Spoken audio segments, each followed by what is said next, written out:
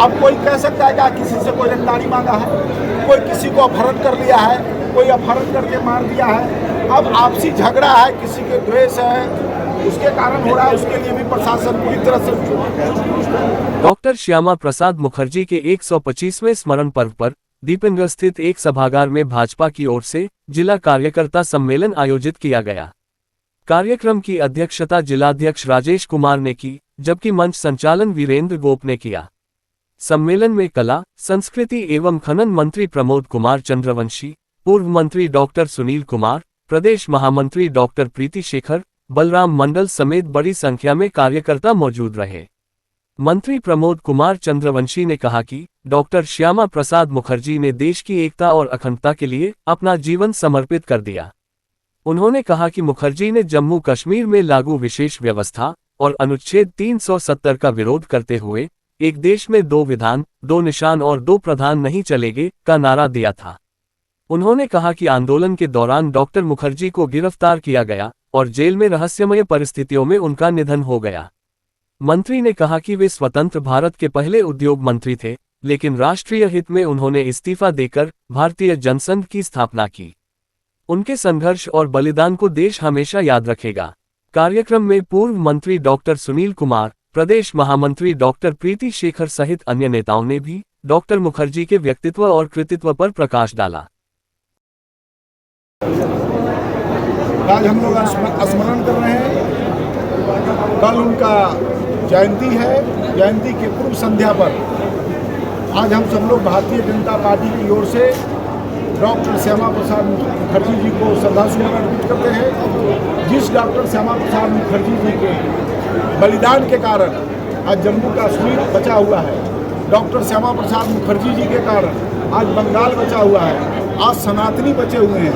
और डॉक्टर श्यामा प्रसाद मुखर्जी जी का जो बलिदान है, वो बलिदान के पीछे पंडित जवाहरलाल नेहरू जी का बहुत बड़ा योगदान है, जिन्होंने षड्यंत्र करके 23 जुलाई 1953 को जम्मू कश्मीर के जेल में उनके रहस्यमय मौत हुआ। इसके लिए पूरी तरह से जिम्मेदार उस समय के कांग्रेस की सरकार और उस समय के जम्मू कश्मीर की सरकार जिम्मेदार। पूंजी इन्वेस्ट करने के लिए आ रहे हैं, यहाँ की सड़कें अच्छी हो गई हैं, यहाँ कई केंद्रीय विश्वविद्यालय का निर्माण हुआ, हर जिले में मेडिकल कॉलेज खोले जा रहे हैं, अभी सरकार में बहुत बड़े बड़े उद्योग लगने वाले हैं। तो पूरा बिहार बदल चुका है और लोग बाहर से पूंजी इन्वेस्ट करने के लिए बिहार में आ रहे हैं और पर्यटन के दृष्टिकोण से भी पूरा बिहार बदल चुका है। तो अब बिहार पहले वाला नहीं रहा, अब बिहार है जहाँ कला है, संगीत है, सब चीज़ है। प्रशांत किशोर सर बांकीपुर से उम्मीदवार होने वाले हैं। लोकतंत्र है, सबको चुनाव लड़ने का अधिकार है। और उन्होंने कहा है कि भारतीय जनता पार्टी को हराने के लिए हमें जो कुछ करना पड़ेगा वो अभी चुनाव लड़ेंगे तो क्या करेंगे, रिजल्ट बता देगा। सर लोकतंत्र है, लोकतंत्र सबको चुनाव लड़ने का अधिकार है। सर युवाओं को क्या परिणाम पर चुनाव लड़े थे ना, 243 पर लड़े तो रिजल्ट आप सबों के सामने है ना। तो महिला है, व्यवस्था पर बोलने का अधिकार नहीं है।